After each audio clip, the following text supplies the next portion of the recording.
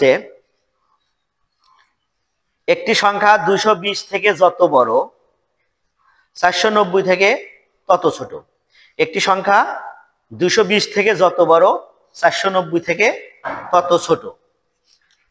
তাহলে আমার সংখ্যা হচ্ছে, এই জায়গায় দুটি সংখ্যা দেওয়া আছে, একটা হচ্ছে 220, অন্য সংখ্যাটি আছে 490। তাহলে আমরা দুটি সংখ্যা যোগ করব, 220 যোগ 490, যোগফলকে ভাগ দিব আমরা 2 দ্বারা।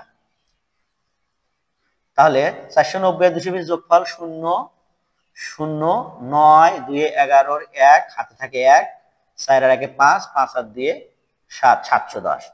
710 কে যদি আমরা 2 দ্বারা ভাগ করি তাহলে 2 7 এর ভিতরে যায় 3 বার, 3 দুগুণে 6 বাঁচে 1 11, 5 দুগুণে 10 বাঁচে 1 0, একের সাথে 0 মানে 10, তাহলে 5 দুগুণে 10 সমান 355।